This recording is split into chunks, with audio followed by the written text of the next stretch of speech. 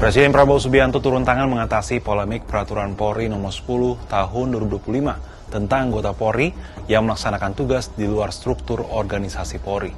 Presiden meminta jajarannya segera menyusun peraturan pemerintah setelah kritik karena dinilai membuka ruang bagi anggota Polri menduduki jabatan di 17 kementerian dan lembaga. Seperti apa selengkapnya? Kritik atas terbitnya Perpol 10 tahun 2025 antara lain karena Perpol itu dinilai tidak memiliki dasar konstitusional. Peraturan tersebut juga bertentangan dengan tafsir MK atas Undang-Undang Kepolisian. Adapun Menteri Koordinator Bidang Hukum, Hak Asasi Manusia, Imigrasi dan Pemasyarakatan, Yusril Iza Mahendra dalam konferensi pers di Jakarta Sabtu 20 Desember 2025 menjelaskan arahan Presiden Prabowo jadi landasan pemerintah menyusun PP sebagai solusi atas persoalan lintas kementerian dan lembaga. Yusril mengatakan Perpol yang membuka ruang bagi anggota Polri menduduki jabatan di 17 kementerian lembaga negara itu bersifat terbatas karena hanya mengatur lingkup internal Polri. Padahal jika polisi aktif menduduki jabatan sipil, maka akan melibatkan kementerian dan lembaga di luar Polri. Fungsi ini diatur dalam Undang-Undang ASN maupun Undang-Undang Kepolisian. Adanya beberapa aturan ini jadi dasar pembentukan PP untuk menghindari polemik dan menjadi payung hukum. Masukan-masukan yang diberikan itu insya Allah akan digodok dan Kementerian PAN-RB dan Kementerian Sekretariat Negara juga sudah mempersiapkan draft awal dari RPP ini akan dikoordinasikan oleh Kementerian Koordinator Bidang Hukum, HAM, Imigrasi dan Pemasyarakatan dan juga oleh Kementerian Hukum.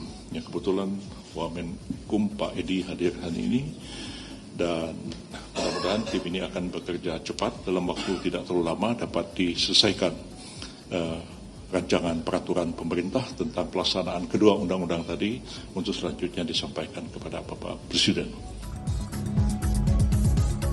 Dalam kesempatan yang sama, Ketua Komisi Percepatan Reformasi Polri, Jimli Asidik, menilai penerbitan PP akan jadi solusi atas kisru Perpol nomor 10 tahun 2025. Sesuai dengan persetujuan Bapak Presiden, mudah-mudahan dalam waktu yang tidak lama, katakanlah bulan Januari nanti, peraturan pemerintah yang akan memberi solusi kepada kisruh berbagai permasalahan mengenai isu rangkap jabatan dan lain-lain sebagainya.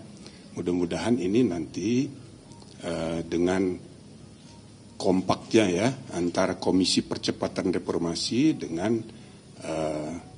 pemerintah, mudah-mudahan ini akan mengarahkan ya perhatian masyarakat lebih produktif ke depan, tidak usah lagi terlalu risau gitu dengan berbagai isu yang mungkin memecah belah kita. Terbitnya Perpol nomor 10 tahun 2025 telah menimbulkan polemik baru.